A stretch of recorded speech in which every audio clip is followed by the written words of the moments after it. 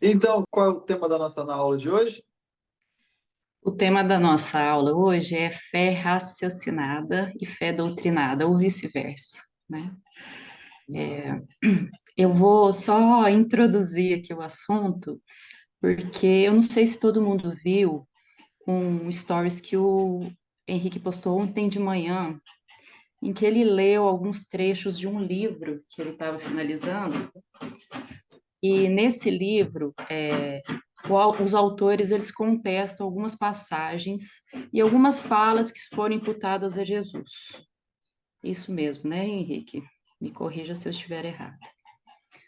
E, e quando eu finalizei os stories dele, me veio muito essa questão de por que que a gente não argumenta, por que que a gente não contesta, obviamente, né? Quando a gente fala em contestar de uma forma educada, mas por que que a gente não questiona certos dogmas que a gente aprende de uma forma assim, como se a gente fosse levado, né? A acreditar naquilo sem contestação. Então me veio essa temática, assim, eu até brinquei lá no grupo que por que que eu fui mexer, né? E, mas eu acho que é interessante a gente falar sobre isso, porque realmente a gente leva algumas verdades como sendo intocáveis, né? E qual que é o problema da gente questionar, né? Qual que é a motivação da gente não questionar? Será um comodismo, né? Será uma certa preguiça de ler, de querer se aprofundar em alguns temas? Ou realmente a gente está tão acostumado que não vê, né, uma alternativa para essas verdades? E aí a gente conversando sobre isso, rapidamente, né, Henrique, me veio muito essa questão da fé raciocinada. Esse termo, ele é usado geralmente no meio espiritualista ou espírita, que fala justamente disso. Por que que, qual o mal da gente questionar, da gente perguntar? E, e aí a gente pode voltar até há uns anos atrás, há uns milhares de anos atrás, a gente observa que os grandes mestres, eles não davam o caminho para as pessoas, né? Eles mostravam o caminho, mas eles não imputavam uma responsabilidade neles mesmos de transmitir uma verdade absoluta para as pessoas e nem, eu acho que nem era a pretensão deles fazer isso. O que eles faziam era ensinar as pessoas a pensar, né? Se a gente se remeter lá na época da China antiga, né, com Lao Tse, quando ele escreveu o Tao, que foi, ou Tao, que foi Tao Te Ching, que ele foi o princípio que norteou o taoísmo, a gente vê isso, né? A gente pode ilustrar na nossa mente o símbolo do Yin Yang, e a gente vê perfeitamente que existe uma sinergia entre o claro e o escuro, né? E um se interconecta com o outro. O claro, que é o Yang, ele é o que traz a luz, né? E então a gente pode ilustrar dessa forma, como se fossem os ensinamentos, né? Que quando a gente vai num culto, quando a gente vai numa igreja, enfim, onde a gente tem o hábito de ir, a gente absorve esse conhecimento que traz a luz, né, para a gente. E a partir desse yang, eu tô simbolizando para a gente ter uma ideia desses contrastes que podem acontecer.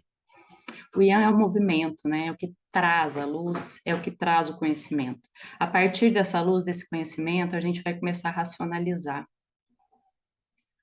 E quando a gente racionaliza, aí o yin toma conta desse círculo que vai se conectando e vai girando, e a partir do momento que ele desce para o yin, a gente internaliza. E aí vem a parte subjetiva, que é o que esses mestres ensinavam, né? Que não adianta a gente aprender as coisas se a gente não vivencia aquilo, né? Os hindus também faziam isso, falam isso através do Dharma pessoal de cada um, né? Que é um caminho natural, mas a pessoa tem que experimentar, tem que vivenciar.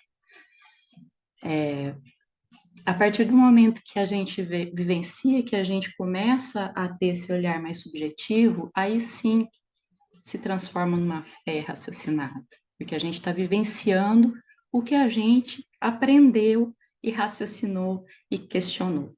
E cada um vai ter seu caminho próprio, né? Eu acho que as pessoas têm essa liberdade para irem e virem de uma religião para outra, né? E extrair de cada uma a sua verdade. E aí sim se torna uma fé robusta, né? Uma fé que transpassou, né? Só o conhecimento, veio para o entendimento, e a partir daí a gente começa a vivenciar. Então se torna uma fé raciocinada. E aí, tem algumas questões assim, né? Alguns líderes de igreja. Gente, eu vou falando e eu vou. Às vezes eu me prolongo demais, eu estou treinando minha objetividade, mas se eu fugir muito, por favor, me tragam de volta. A gente vê muito líderes religiosos colocando o nome de Jesus, né, e distorcendo algumas falas.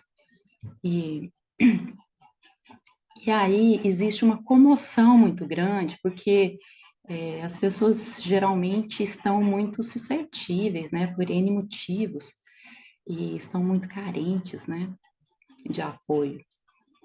E aquela verdade que toma conta como uma emoção forte, né, a verdade a olhos das pessoas, ela vira uma fé muito tênue, né? Porque a pessoa não compreende, não levou para o entendimento aquilo. Então, talvez essa seja a fé doutrinada, aquela fé que é uma fé verticalizada, né?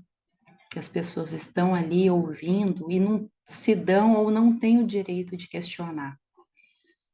E aí também a gente joga para os líderes, né? Não sei, qual é o tamanho da vaidade desses líderes para aceitar também questionamentos, né? Qual o nível de orgulho para eles deixarem os questionamentos chegarem até eles e devolver de forma adequada para esses seguidores, discípulos, enfim. Então, assim, eu acho que é isso. Acho que foi uma introdução um pouco longa, mas é mais ou menos isso. E surgiu esse raciocínio, assim, esse começo de conversa, surgiu porque eu me lembrei de uns 15 anos atrás, mais ou menos, ou mais, uma senhora chegou para mim e me respondeu da seguinte forma: essas religiões mais punitivas, né, que às vezes jogam muita culpa, né, na pessoa ou tratam mesmo como pecadores, elas existem até hoje e devem existir, conforme essa pessoa me falou, tá? E devem existir até hoje porque a humanidade está num estágio de evolução que ainda existe muitas questões primitivas. Então, essas igrejas são necessárias para a coisa não desandar, digamos assim, né? E isso ficou na minha mente, né? Eu acho que para mim não foi muito bem resolvido isso, essa fala dela, e, e eu não sei se eu concordo com isso. Mas talvez seja uma coisa a ser conversada, né? A humanidade está pronta para esse tipo de conversa, para esse tipo de questionamento? Os líderes espirituais estão prontos para receber esse tipo de questionamento, né?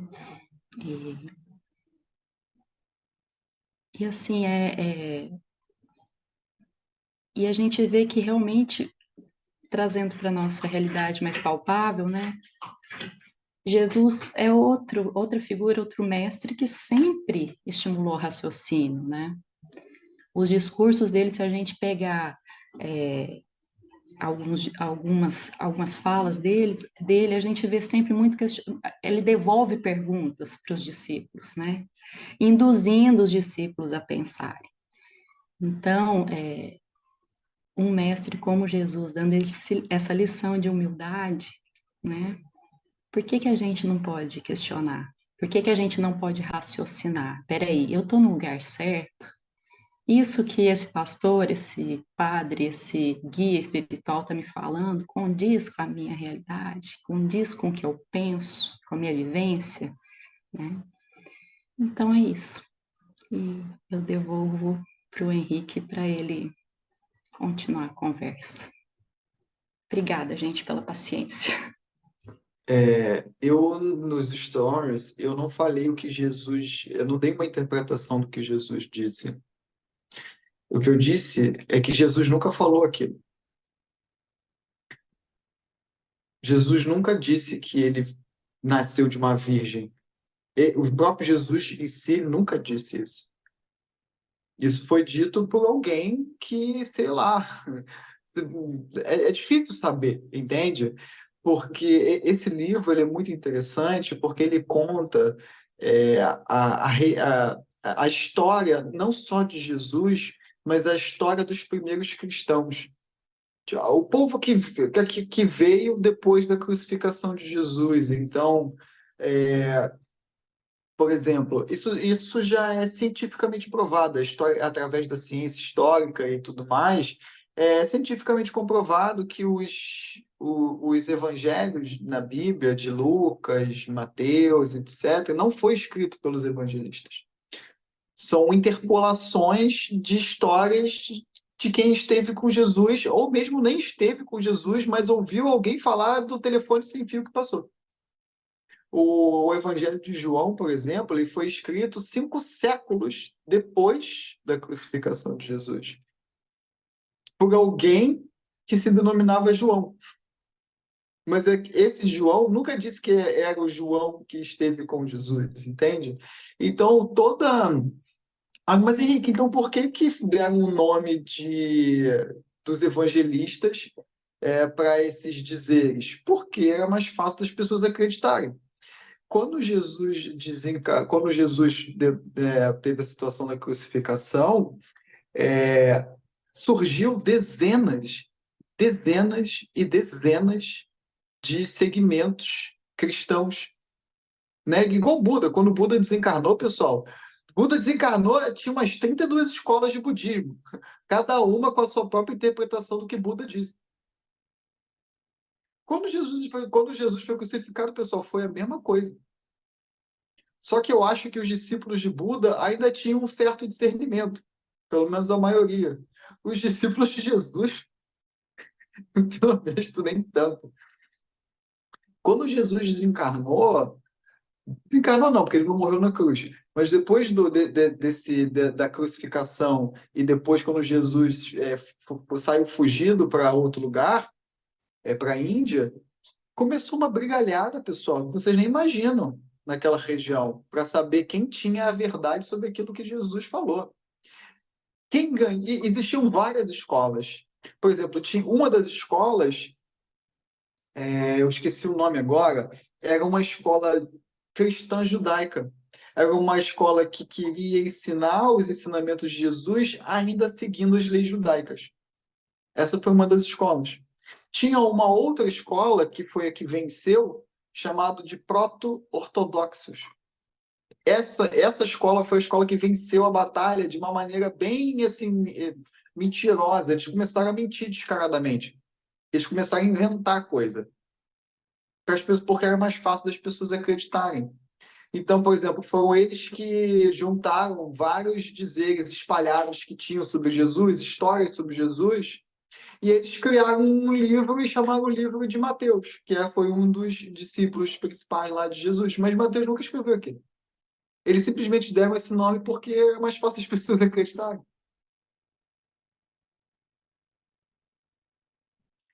A única coisa que tem no Novo Testamento que a gente pode confiar, que pode ter uma certa credibilidade que Jesus falou, são as parábolas.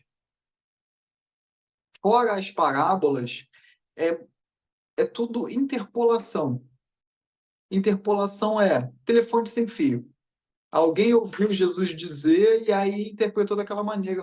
Mas não é um dizer de Jesus. Na Bíblia em si, não tem nada direto de Jesus, de pessoas que estiveram com Jesus, Jesus está aqui na minha frente e ele está falando isso. Não tem isso, isso não existe na Bíblia.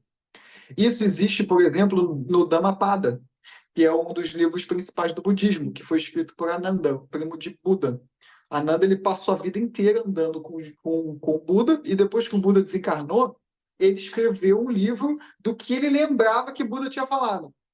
Tanto que o início dos livros escritos por Ananda é escrito assim: essas palavras não são de Buda. Essas palavras são de mim que estou interpretando aquilo que Buda falou. Os livros de budismo principais escritos por Ananda são escritos assim. Então, tudo que tem na Bíblia não foi dito por Jesus. As parábolas não necessariamente foram daquilo que está escrito, mas como foram histórias que se tornaram famosas, que foram passando de boca em boca, alguém simplesmente escreveu a parábola. Mas não é exatamente aquilo que Jesus. Aquilo que exatamente Jesus disse, não existe, isso não se tem. Porque ninguém escreveu, entende? Foi só passando de boca a boca. Toda a base do Novo Testamento é telefone sem fio. O que se tem mais credibilidade são as parábolas, porque são histórias. Então, esse livro, ele pega todo esse contexto histórico e ele vai minuciando, sabe? Alguns historiadores pegaram todo o perfil psicológico de Jesus, por exemplo, e perceberam que, por exemplo, no Evangelho de João, que foi escrito séculos depois, é totalmente diferente daquilo que Jesus escreve nos outros evangelhos anteriores. No Evangelho de João, a gente vê um Jesus falando, engrandecendo a si mesmo, falando que ele é a verdade, que ele é o caminho, que ninguém chega a Deus através por ele, sendo que isso não é falado em nenhuma parábola. Isso não é falado em lugar nenhum, a não ser no Evangelho de João. Então, quando a gente traça historicamente tudo isso, a gente vê que existem dois Jesus com duas psicologias completamente diferentes. Parece duas pessoas completamente diferentes. A verdade é porque não foi Jesus que escreveu aquilo e, na verdade, nunca falou aquilo. Aquilo simplesmente foi escrito séculos depois para as pessoas acreditarem no que estava sendo dito. E como o Marshall fala no livro, eu acho isso sensacional, é muito mais fácil para as pessoas seguirem um ser perfeito do que elas se tornarem perfeitas. Uma das máximas de Jesus foi: sede vós perfeitos. Só que para a humanidade é muito mais, pela conta da imaturidade espiritual, é muito mais fácil você seguir alguém perfeito do que você mesmo buscar a perfeição.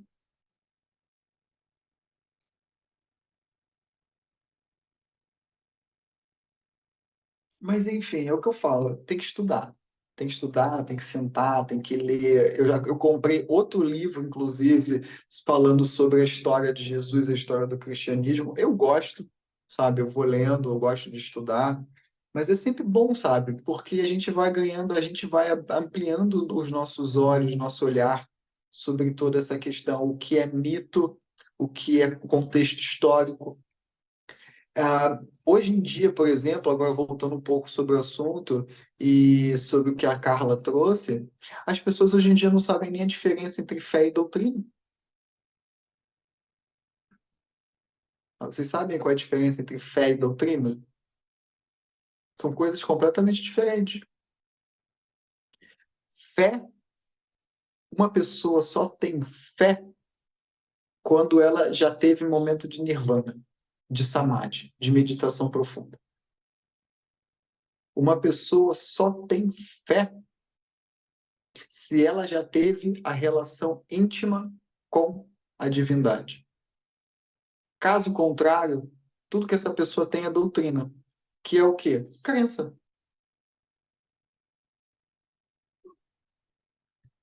Vou dar um exemplo, vocês gostam dos meus exemplos.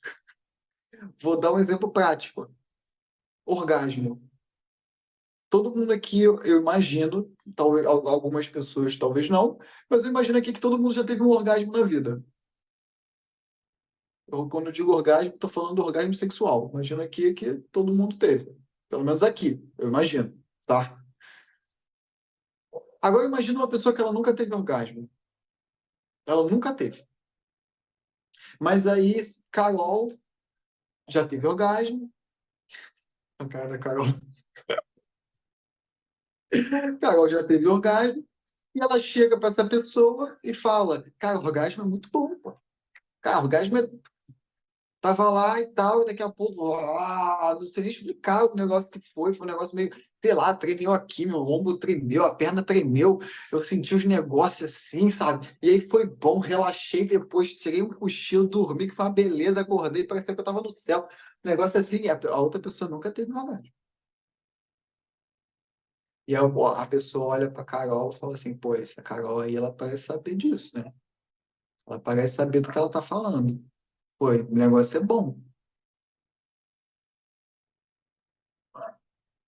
E aí a pessoa que nunca teve orgasmo, ela vai chegar para outra pessoa do lado e vai falar assim, "Ei, tu já ficou sabendo do orgasmo? Negócio que é bom pra caramba. Negócio que tu trepa os ombros, tu treme as pernas, e tu vai na lua, tu tira até um cochilo maneiro depois, tu tá sabendo disso, tu tá sabendo que isso existe? A outra pessoa nunca teve um orgasmo também. Pô, é sério, cara? Pô, que maneiro. É, pô, negócio bom, tu sente um negócio aí maneiro, isso aqui, papapá. Aí essas duas pessoas vão contar com uma outra terceira pessoa que também nunca teve orgasmo. Aí, tu tá sabendo do orgasmo? Por que negócio de orgasmo é esse? É, pô, o negócio é orgasmo assim e tal, que você, numa situação assim, assim, assado, você toca aqui, toca ali, papapá, ppp, daqui a pouco, pum, cochilo, tu relaxou. Aí, daqui a pouco, três pessoas se reúnem e falam, pô, cara, por que que a gente não abre um grupo pra gente falar sobre orgasmo? E daqui a pouco eles abrem, constroem uma casinha de madeira no meio do nada e aí começam a falar do orgasmo, é tudo de bom, o orgasmo é muito legal, tem o orgasmo, o orgasmo. Nenhum dos três tiveram orgasmo. Deus, hoje em dia, é tipo isso. Todo mundo fala de Deus, mas ninguém conhece Deus. Todo mundo falando de Deus. Deus é amor, Deus é amizade, Deus é generosidade. Alguém falou e as pessoas estão aí. Orgasmo, orgasmo. Não, Deus é amor, Deus é isso. Vamos experimentar em Deus. Estão só repetindo papagaio de pirata. Só tem fé quem já teve intimidade com Deus, quem já sentiu Deus. E essa experiência ninguém pode te dar. É individual. A fé, ela só existe após o contato íntimo, cognitivo com a mente divina. Fora isso, é doutrina, é crença, é religião. Que é religião? Religião nada mais é do que um conjunto de crença, um conjunto de ritualista. Você pega vários rituais, ajoelha, levanta, senta, levanta, levanta, ajoelha, e come pão, bebe vinho, e etc, etc, etc, confessa, e confessa, e batiza, e joga água, e sobe, levanta, desce, levanta, bota o joelho no milho. Isso é doutrina. E três Pai Nosso, quatro Ave Maria, e não sei o que lá, não sei o que lá, blá, blá, blá, blá, blá, blá. Isso é doutrina, isso é crença. Isso não é fé. Você só pode ter fé em Deus se você já teve um contato íntimo com a divindade. Porque a fé nada mais é do que seja feita a tua vontade. Eu sei que tu me ama. Eu sei que você me guia. Eu tenho essa certeza dentro de mim, entende? Porque eu já senti, eu sei como é. Eu não sei os caminhos que você vai abrir para mim. Eu não sei como isso vai acontecer na minha vida. Mas eu tenho certeza que vai ser o melhor para mim. Mesmo que eu enxergue como uma coisa ruim, Eu sei que é uma coisa boa, porque é Deus que está mandando para mim. Isso é fé. Por mais que eu passe por provações, essas provações são permitidas por Deus para me engrandecer como ser humano, como indivíduo. Isso é fé.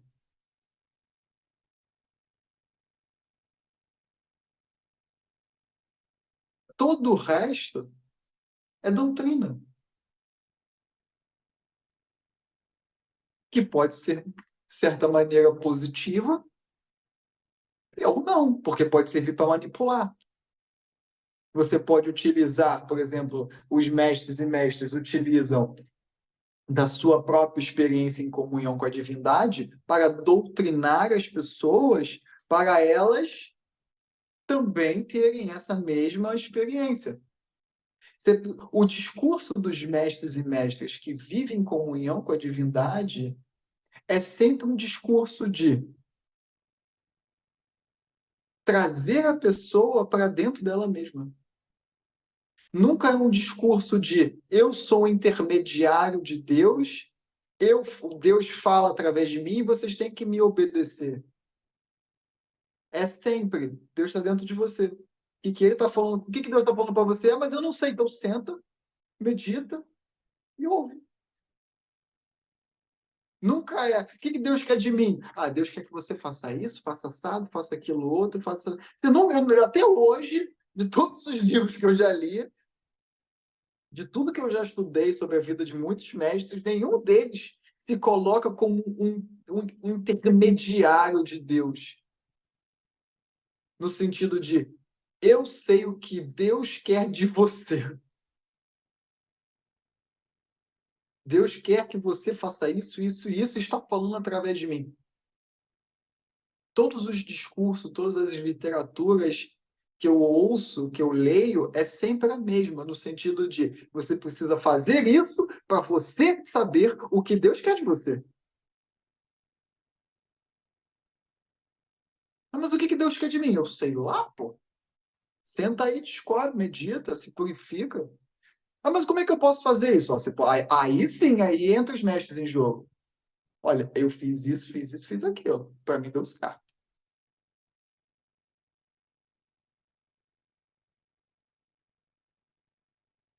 Então, os mestres podem utilizar da doutrina para ensinar as pessoas a terem fé. E mesmo assim, a fé, ela nunca é uma fé cega, no sentido de perder a razão. A razão, ela sempre vai estar incluída na fé. Inclusive, principalmente, precisa estar incluída principalmente na doutrina. Sabe o que acontece? Vocês que já estudaram as três dinâmicas egóicas, o ego ele sempre precisa desejar alguma coisa. Ele vai estar sempre desejando alguma coisa, ele vai estar sempre se apegando a alguma coisa e ele vai estar sempre se identificando com alguma coisa. Ou seja, o ego ele precisa acreditar em uma coisa. Por isso que existem as doutrinas. Porque antes da pessoa ter fé, ela precisa primeiro acreditar. Primeiro ela precisa acreditar que tem um Deus. Ou seja, ela precisa primeiro acreditar nisso. Alguém aqui já teve. Alguém que conhece alguém que antes de chegar na fé não acreditava em Deus? Difícil, né? Fora alguns exemplos, talvez muito raros, de algum vislumbre especial, assim, não sei. Essa pessoa teve um contato forte e íntimo com Deus, sem nem acreditar que existia um Deus, né? Talvez possa acontecer, possa, mas não vou falar. Então, os mestres trazem a doutrina para a pessoa que se acostumando com a ideia. Existe um Deus único. Mas como é que você sabe? Porque eu sou a prova disso. E é através do amor desses seres iluminados é que as pessoas, caraca aí, faz sentido. Eu não sei o que está acontecendo, mas eu estou ouvindo esse ser falar sobre amor, sobre Deus, sabe? Tá trazendo um negocinho pro meu coração, sabe? É assim que as primeiras pessoas começam a acreditar em Deus. Porque como aquele ser vive em comunhão com Deus, quando ele fala, é a própria divindade falando junto com ele. E isso reverbera na divindade interior de todo mundo. E a pessoa fica, pô, aí, eu já ouvi isso antes, mas quando ele fala, eu sinto no meu coração. O que Jesus falou, pô, vários, naquela época então, cara, vários e vários falavam a mesma coisa. Até hoje, vários falam sobre Deus, né? Mas sempre tem alguns que falam pouco, mas dá um negocinho no coração, fala, pô, esse aí, eu tô sentindo alguma coisa diferente quando eu ouço esse aí, ou essa aí. É muito diferente, né? De alguém que já teve orgasmo, falar sobre o orgasmo. Você sente que a pessoa sabe o que ela está falando. De quem nunca teve orgasmo, falar sobre o orgasmo.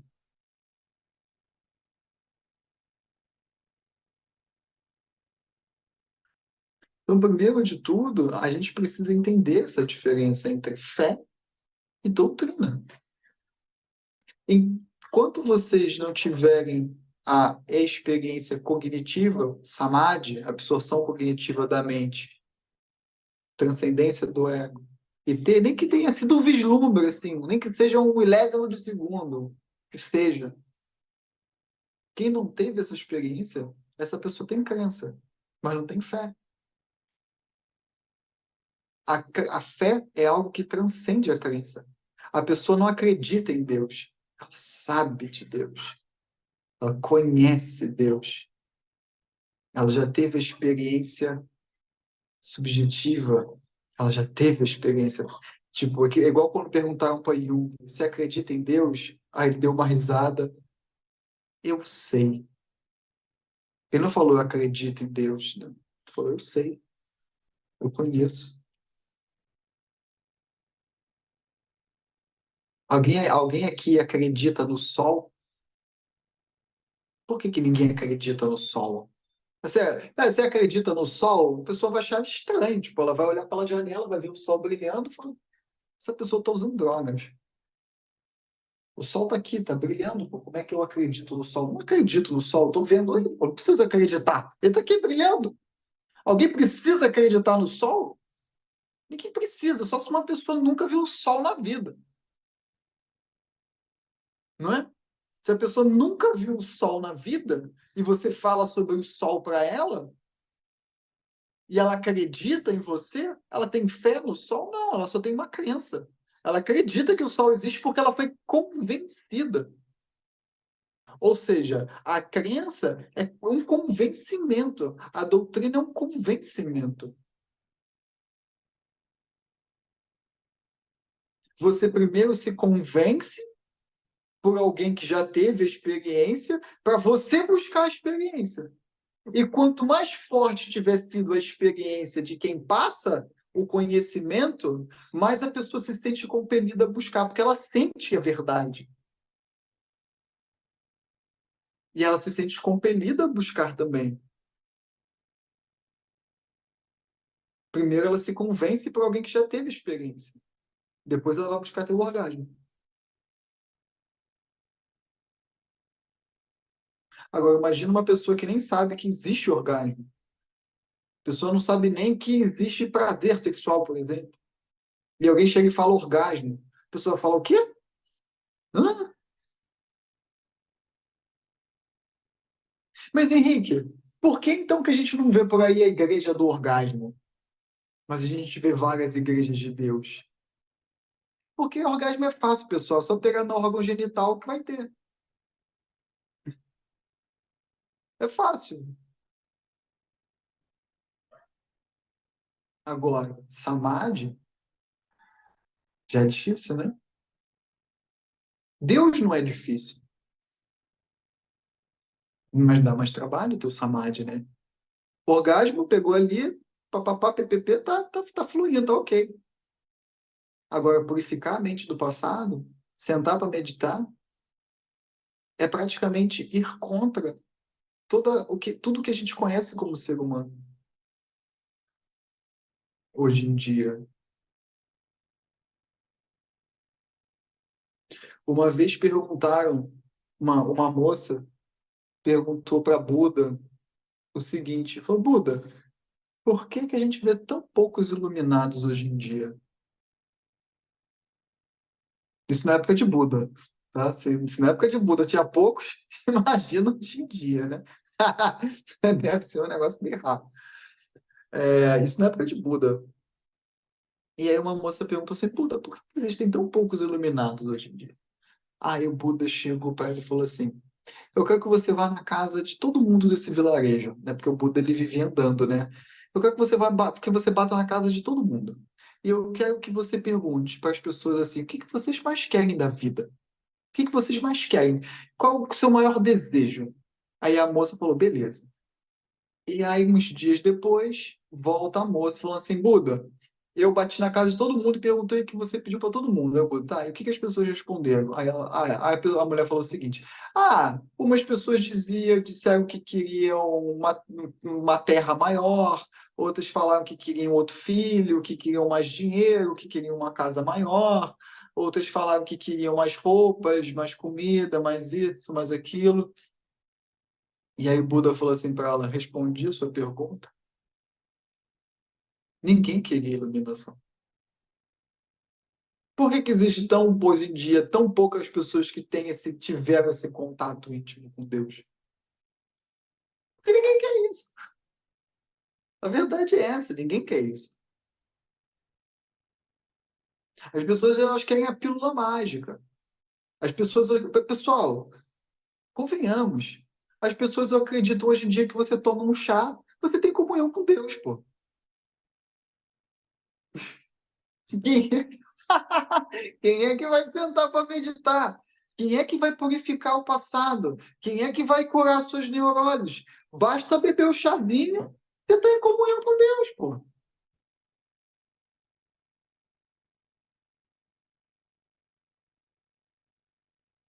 Daqui a pouco vou inventar a pílula de Deus, pô. Toma a pílula. Não, do chá para pílula, pessoal. É só a fórmula. É só a fórmula. Você bebe um chá e toma uma pílula. Qual a diferença? Nenhuma, é tudo química. As pessoas hoje em dia não querem ter o trabalho de se purificar do passado, de integrar a mente. Você pode hoje em dia tomar um chá. A pessoa, a pessoa come, sei lá, hambúrguer todo dia, salsicha, a pessoa se entope de álcool, pornografia e etc. Aí chega sábado, hoje eu vou tomar chá e vou ter o meu encontro com Deus. Pelo amor de Deus, né, pessoal? Tem gente que acredita nisso. Aí essa pessoa toma um chá e ela tem várias migrações. Várias migrações. Não, porque eu vi isso, vi Krishna, vi Shiva, eu vi não sei o que, não sei o que lá, eu blá, blá, blá, blá, blá. E vai fazer o quê?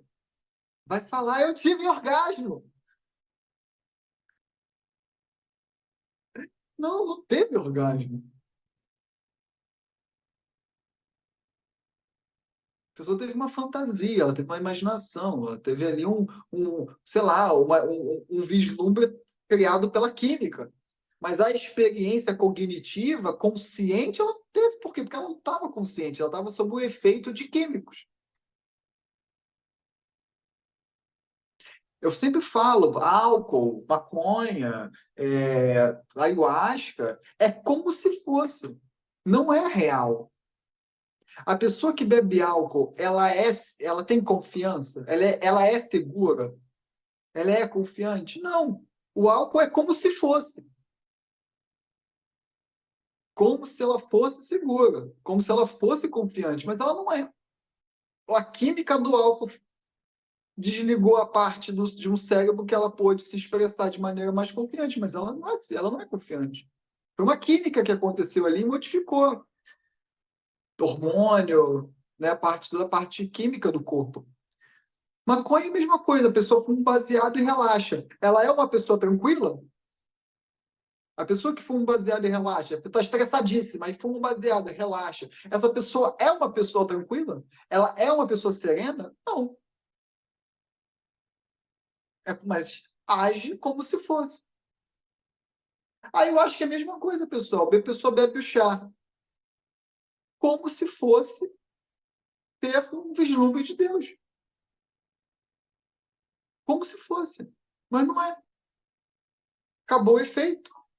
Acabou a comunhão com Deus. Deus agora é vendido em química. É como se fosse.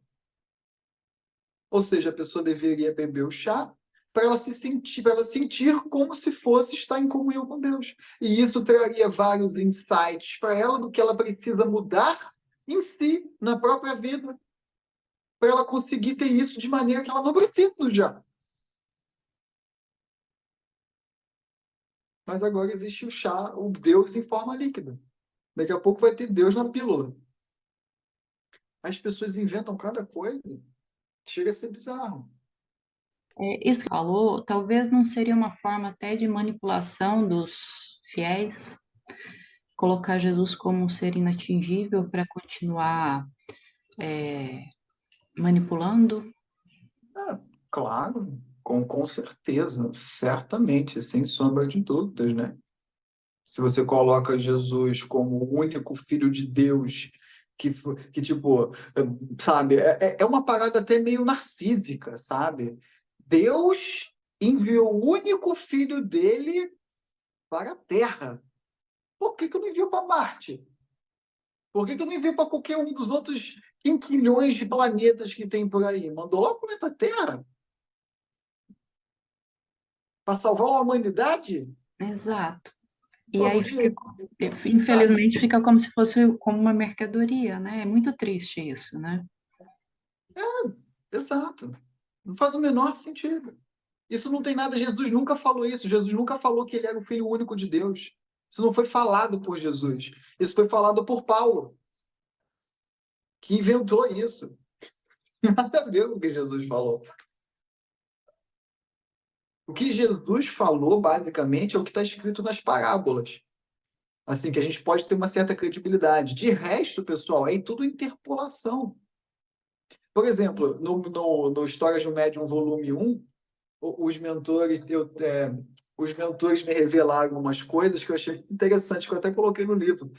Aquela frase que Jesus, que é atribuída a Jesus, que ele disse que é mais fácil um pobre entrar no reino dos céus do que um rico passar por um buraco da fechadura, de uma fechadura. Não tem a palavra, eu escrevi a frase. Os mentores falaram assim: Jesus nunca falou a palavra rico. Jesus falou acumuladores de bens. Só que acumuladores de bens foi traduzindo, foi mudando, foi mudando, virou o quê? Rico. Porque quem acumula bem é rico. Mas quando eu disse Jesus disse acumuladores de bem, ele estava dizendo daqueles que não compartilham aquilo que tem. Então, é mais fácil um pobre que não tem nada entrar no reino dos céus, porque ele não tem nada para compartilhar, ou seja, ele não é egoísta, do que uma pessoa que não compartilha o excesso que tem passar por um buraco de uma fechadura. Essa foi a frase real de Jesus. Só que aí botaram o que? Rico. Aí a pessoa tem dinheiro, ela acha que ela não vai entrar no reino dos céus. Não tem nada a ver.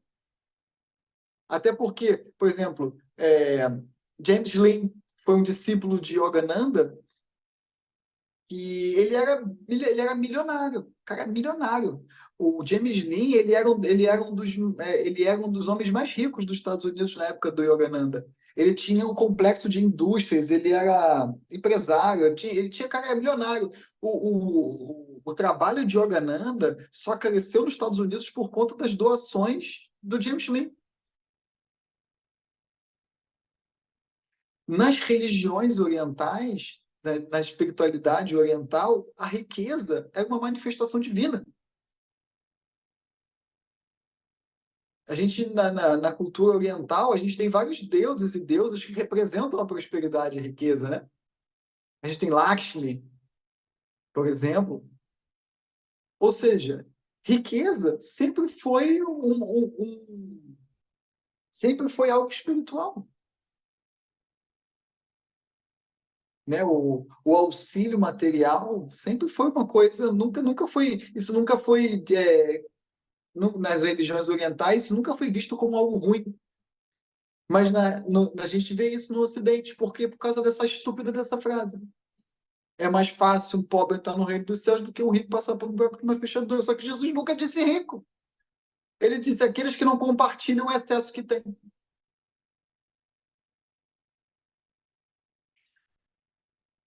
Então, a gente precisa ter muito cuidado, como a Carla disse, a gente precisa raciocinar diante dessas doutrinas. Como assim? Não faz muito sentido, né? Porque uma pessoa que, por exemplo, não estudou as religiões orientais, ou que não medita, ou que literalmente assim, consome conteúdos espirituais de páginas de internet, que não sabe nem quem está ali por trás publicando aquilo, por exemplo, isso não é estudo. Eu sempre falo assim, Henrique, que livro que eu começo a ler sobre espiritualidade? Eu respondo assim, você medita? A pessoa responde, não. Então eu falo assim, então nem começa. Tu não vai entender nada mesmo. A única coisa que você vai ler sobre orgasmo, de alguém que teve orgasmo, mas por que você não tem um orgasmo antes de ler sobre orgasmo, né? Vai entender? Eu falo isso de boa, assim. Henrique, dá um livro aí sobre espiritualidade. Você medita? Não. Então, depois você meditar, você pergunta. Não vai entender. Não vai entender, e aí vai ficar impressionado com aquilo, e vai criar uma página, e aí vai falar aquilo que entendeu sobre aquilo que está escrito, mas nunca teve experiência, então é melhor não falar nada, não.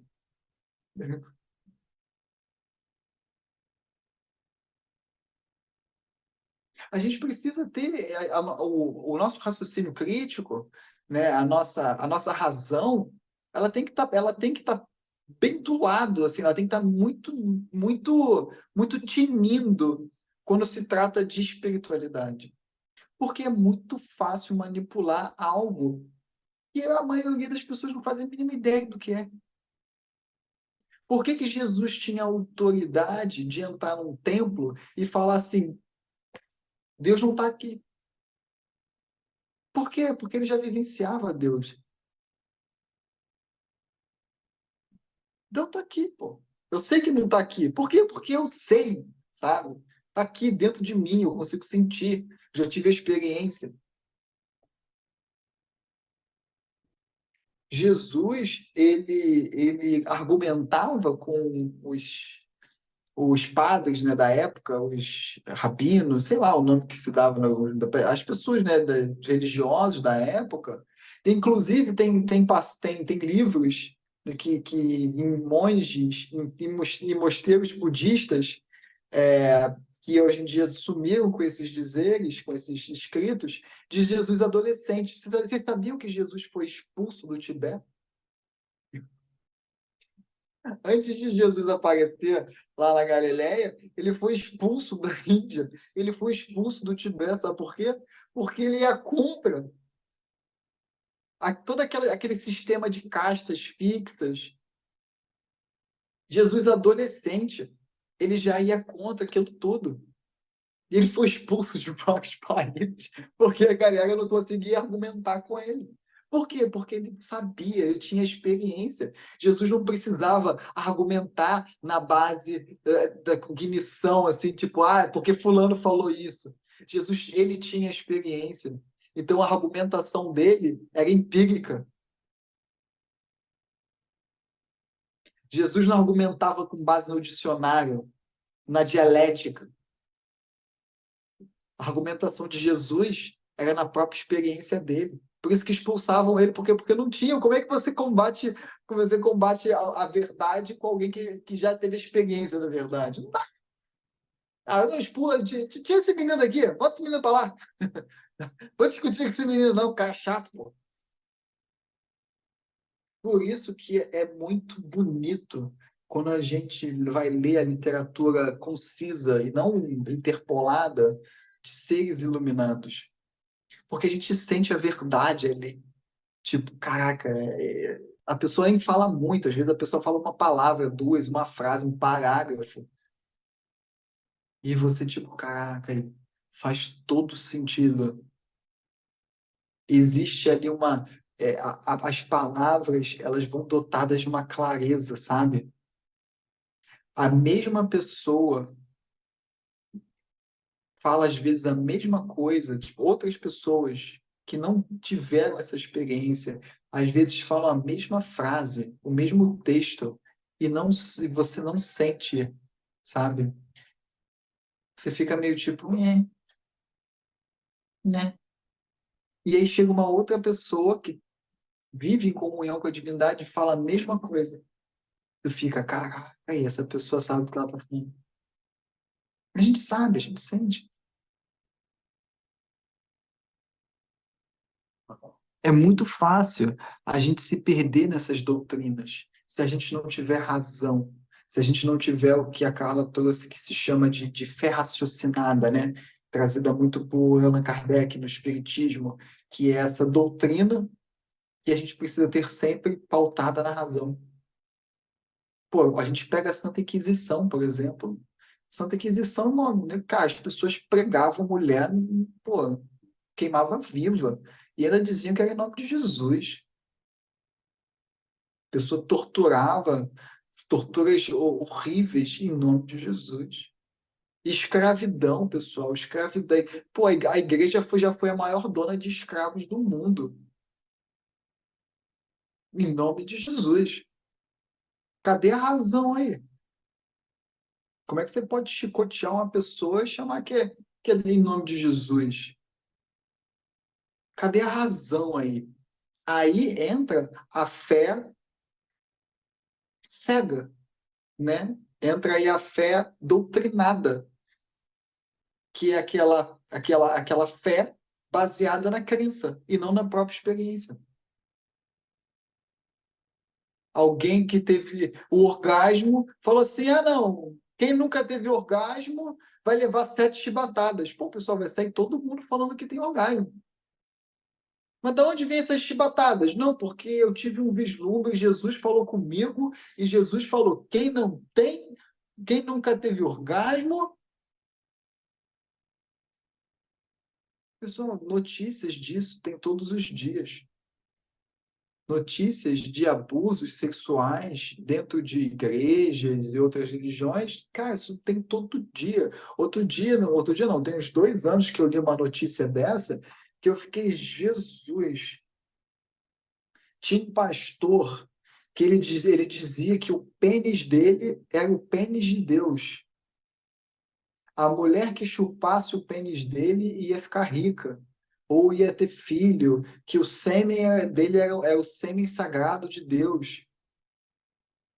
Pessoal, tinha fila de mulheres para fazer sexo oral no pastor. Tinha fila.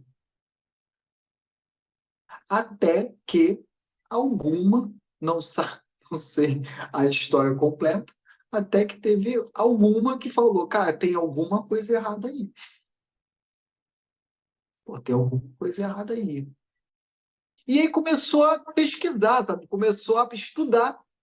E aí ela percebeu que ela estava vivendo um abuso sexual. Mas até isso acontecer, pessoal, ó, cadê a razão aí? Cadê o questionamento aí? Eu lembro quando eu era pequeno, eu era criança, eu estudava num colégio católico. E aí teve uma vez que nesse colégio católico a gente tinha que ir para missa, aí na missa tinha que fazer os negócios lá, e eu sempre questionei tudo, os padres me odiavam. Todo mundo que era religioso quando eu era criança, nossa senhora, eles deviam me odiar muito. Porque tudo eu perguntava assim. Ah, porque você tem que ajoelhar. Mas por que eu tenho que ajoelhar? Por que eu não posso ficar sentado? Qual a diferença? Ah, porque assim você mostra respeito a Deus. Mas por que ajoelhado é respeito a Deus e não deitado?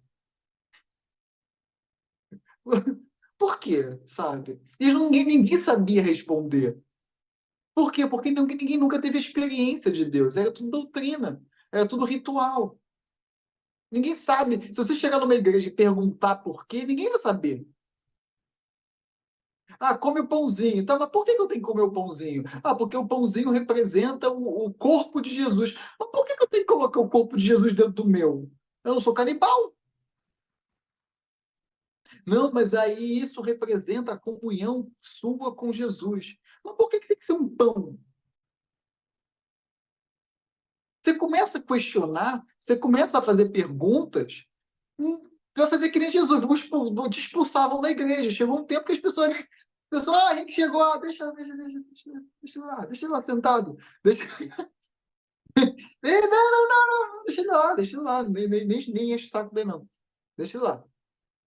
Por quê? Porque não tem o que responder. O vinho representa o sangue de Jesus. Mas por que eu tenho que beber o sangue de Jesus? Ah, porque representa que a força de Jesus corre nas suas veias. Um vinho? Outro dia, uma seguidora me mandou com esse vídeo de Jesus que eu postei nos stories, uma seguidora mandou assim: eu realmente nunca entendi por que as pessoas fazem promessa, sempre tem que ser um sofrimento para elas. Tipo, subir ajoelhada na igreja, não sei quantos, de chegar lá em cima com o joelho todo esfolado, sabe? Por que as pessoas pagam promessa com coisas sempre muito sofridas? Eu falei, não sei. Mas a gente pode sugerir pagar promessa, por exemplo, visitar um asilo. Por que promessa não é tipo contribuir em cesta básica? Alguém já viu assim? Não, eu vou pagar uma promessa. Se eu conseguir isso na minha vida, eu vou visitar um asilo por um ano. Alguém já viu alguém fazer esse tipo de promessa? Não. Não, se eu conseguir isso, Deus, você pode ter certeza que eu vou subir as 300 graus de escada no 40 graus de sol, sem proteção, sem nada. Cara, da onde surgiu a ideia de que Deus quer o seu sofrimento? Sabe de onde surgiu? Surgiu de Paulo. Inventou essa noia de que Jesus foi sacrificado por Deus para salvar a humanidade. Pessoal, isso é demoníaco. Sacrifício humano é demoníaco. Olha só, olha só o que Paulo fez. Ele pegou uma dinâmica de religiões semíticas, antigas, pagãs, e o pai sacrificava o seu primeiro filho para Deus. Como Jesus era o único filho, portanto, o primeiro de Deus, então ele foi sacrificado para salvar a humanidade.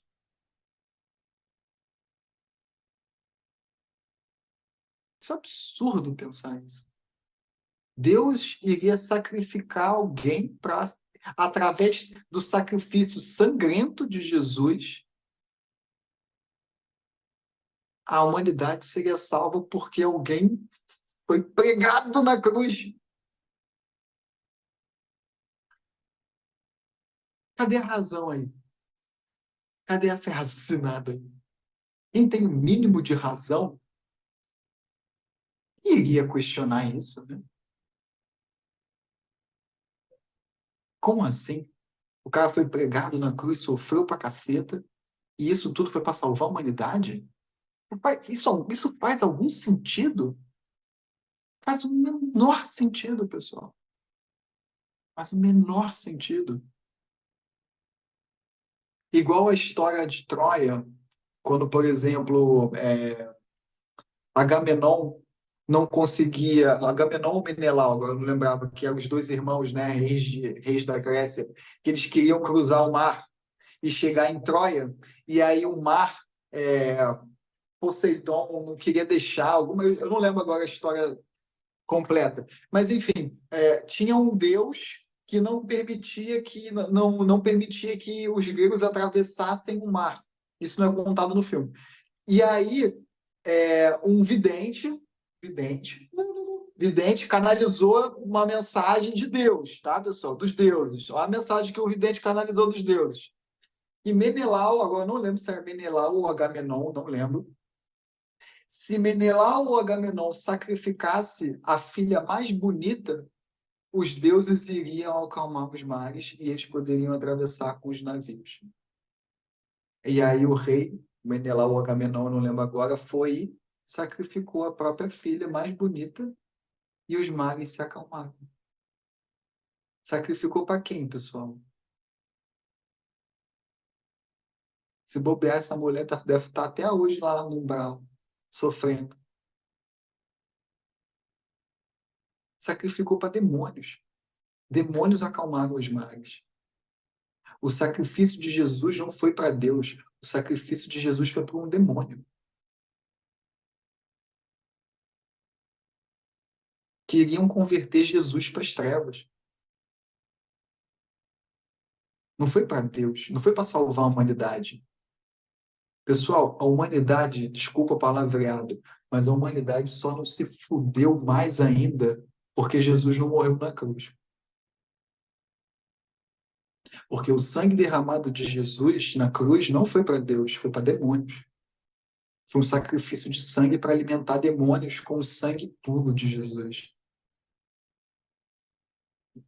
Imagina a quantidade de prana que não tinha no sangue de Jesus, pessoal. Ah, agora vocês estão conhecendo a história oculta por trás disso.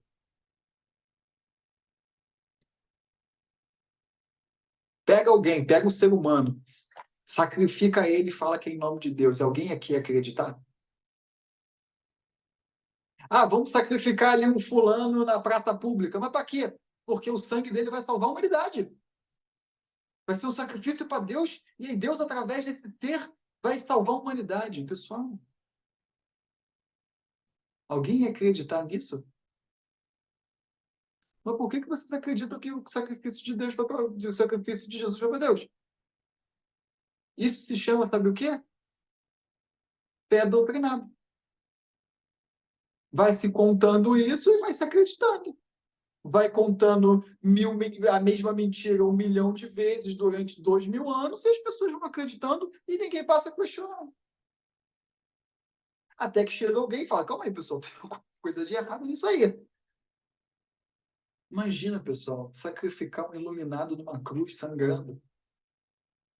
Tem uma recente que está no livro, volume 2. Cara, que, juro, conversei com uns seres que, quando eles estão para falar, eles abrem a boca e eles saem falando tudo. Teve um que foi muito sensacional a informação que ele trouxe. Eu nunca tinha parado para pensar nisso. E ele falando, não, porque a família da moça que eu estava atendendo tem uma maldição. Eu falei, que maldição? Aí ele falou assim, eu sou a maldição. Por que que eu falei, quê? Como assim? Aí ele falou assim, porque a gente fica brincando, né? A gente do lado de cá, a gente fica sugestionando para as pessoas que maldição é uma coisa que é falada, né? É uma coisa assim mais energética, e as pessoas acreditam nisso. E aí, enquanto as pessoas acreditam nisso, a gente consegue agir de uma maneira nas sombras, sem ninguém saber. Eu falei assim, saber do quê? Aí ele falou assim, espíritos são maldições. Uma maldição que passa de uma família para outra nada mais é do que o mesmo espírito que passa de pai para filho e causa as mesmas situações. Eu falei, sério? Ele falou, é. Por exemplo, no caso dessa moça aqui, eu acompanho a família desde a bisavó dela. Então, a bisavó dela teve problema nos relacionamentos, a avó também, a bisavó teve problema de suicídio, a avó teve problema de suicídio, a mãe tem problema de suicídio, e ela também tem problema de suicídio. Sou eu. Eu fico passando de geração em geração. Eu falei assim, então toda maldição é o mesmo espírito ou grupos de espíritos que ficam passando de geração em geração, causando o mesmo problema. lembra das aulas do ganho oculto. Faz sentido. E qual é o ganho oculto desse ser? Mas- No caso desse ser, sabe qual é? Sabe por que é maldição? A bisavó dela, esse ser, ele era apaixonado pela bisavó dela. E a bisavó dela não quis ele. E aí ele ficou pé da vida e amaldiçoou a família. Ele mesmo. É a própria maldição que ele colocou na família. Aí teve uma que eu falei assim, tu tá brincando, cara. Tu tá amaldiçoando essa família toda porque a mulher não te quis? Aí eu falei, ah, não, cara. Falei, ah, não, cara. É sério isso? Então, nós temos os seres em trevas, ou seja, seres que estão imersos em trevas, e seres em luz, seres que vivem em comunhão com a luz. Dentro de ambas as polaridades, existem hierarquias, né? Então, existe hierarquia de luz e existe hierarquia de trevas, tá? Dentro do âmbito das trevas, de seres em trevas, depende da quantidade de trevas que o ser carrega, né? Geralmente, os seres que eu chamo de demoníacos são seres em trevas assim bem intensas. Tipo, já são assim, eles fazem maldade deliberadamente, assim, sabe? É um negócio mais pesado. Esses seres, eles são seres em trevas, mas eles são seres perdidos. Perdidos no sentido assim, eles estão fazendo mal, eles sabem que eles estão fazendo mal, mas eles não sabem por que eles estão fazendo mal. Eles estão perdidos, assim, sabe? Esse ser, ele foi apaixonado pela bisavó. Então, se manter com a família foi uma maneira de continuar ligado à bisavó. E aí, ele, quando foi ver, passaram-se gerações e ele continua preso naquela dor. Gerações passaram e ele continuava preso no trauma da rejeição.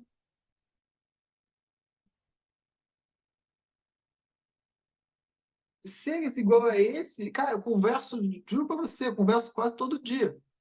Nas minhas sessões assim, de desobsessão e exorcismo, seres assim, eu converso quase todo dia. Você vai conversando com o ser, eu literalmente eu vou fazendo terapia com o ser. Vai caindo a ficha de que tipo, não faz o menor sentido o que eles estão fazendo. Só que para eles faz todo sentido. Tem aqui, pessoal, a gente mesmo encarnado com as nossas próprias neuroses, a gente está agindo de uma maneira e a gente não faz a menor ideia do que a gente está fazendo. A gente só vai. Aí quando a gente vai meditar, a gente vai fazer terapia, que a gente, caraca, nem me tocava de que eu estava fazendo isso.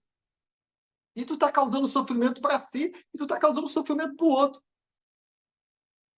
Pessoal, desencarnou é a mesma coisa, só não tem corpo.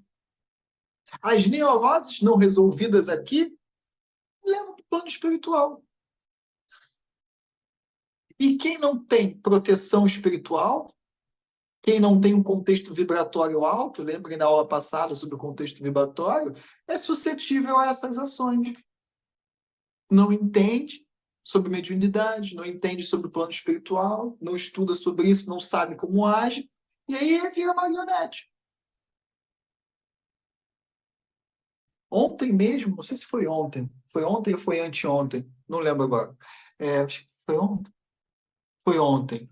Eu atendi uma moça que ela tinha 70, ela tava com 76 seres no campo dela. 76. Henrique, mas como que você sabe que era 76? Porque eu contei. Foi um negócio tão assim que eu contei, tinham 76. Não eram seres demoníacos, ou seja, não eram seres que estavam com ela querendo fazer mal para ela deliberado. Eram seres que estavam em intenso sofrimento e estavam se escondendo no campo dela porque eles tinham medo do sofrimento, eles tinham medo de serem atacados. Sabe, tipo, animal, sabe quando o animal tá com medo? E ele se esconde, ele fica até meio selvagem, assim, é tipo isso, tinham 76 no campo dela. E ela não conseguia levantar da cama, ela estava em depressão profunda, pensando em suicídio e tudo mais, não tinha ânimo para nada, não tinha energia para nada, não tinha vontade de viver de nada.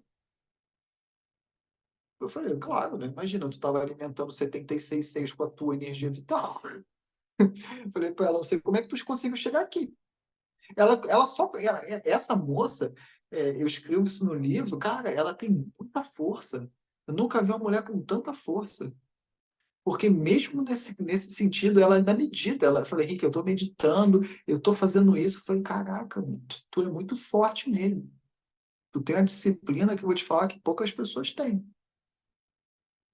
Aqui você tem a oportunidade de purificar tuas sombras sem se explodir.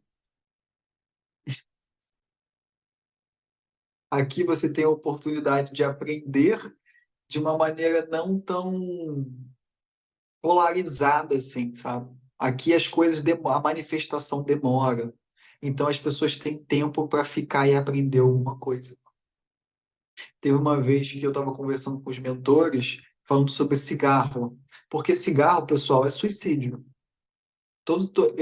Eu estava conversando com os mentores porque todas as pessoas que eu atendo que fumam cigarro aparece investigação de consciente suicídio. É batata. Pessoa fuma, tem suicídio. E eu estava conversando com os mentores o porquê disso. Eu falei, pô, mentores, por quê? Assim, eu queria entender isso melhor. E aí os mentores falam, e eu, tipo assim, eu levei esse assunto com os mentores na época, até julgando um pouco, sabe? Tipo, pô, mentores, caraca aí, pô, como é que a pessoa não consegue entender que ela tá fumando, ela tá se matando? É bem óbvio isso, sabe? Aí os mentores responderam assim, Henrique, a gente não pode nem reclamar muito. Eu falei, como assim? Aí eles falaram assim, pelo menos essas pessoas com cigarro, elas conseguem manter o raciocínio de suicídio sem tirar a própria vida de maneira brusca. Ou seja, elas têm a oportunidade de purificar o raciocínio de suicídio sem se matar bruscamente. O cigarro ajuda as pessoas que têm raciocínio de suicídio a ficar mais tempo encarnado. E aí elas vão se matando aos poucos, e nesse aos poucos, por algum vislumbre, algumas conseguem entender alguma coisa. Falei, pô, mentores, aí, agora eu entendi. Eles falaram, a gente não pode nem reclamar muito, porque pelo menos com cigarro elas ainda ficam mais tempo, um pouco mais. Que interessante, né? Esse entendimento me fez ter mais compaixão por essas pessoas. Sempre quando eu olho uma pessoa que fuma agora, eu entendo que existe ali um raciocínio de suicídio e que tipo assim, eu sei que meio estranho falar isso, mas, pô, pelo menos que bom que para essa pessoa pelo menos tem o cigarro, né? Porque pelo menos tem um pouco mais de tempo para ouvir e quem sabe mudar o estilo de vida, mudar o raciocínio, se sentir amada, ser amada, né?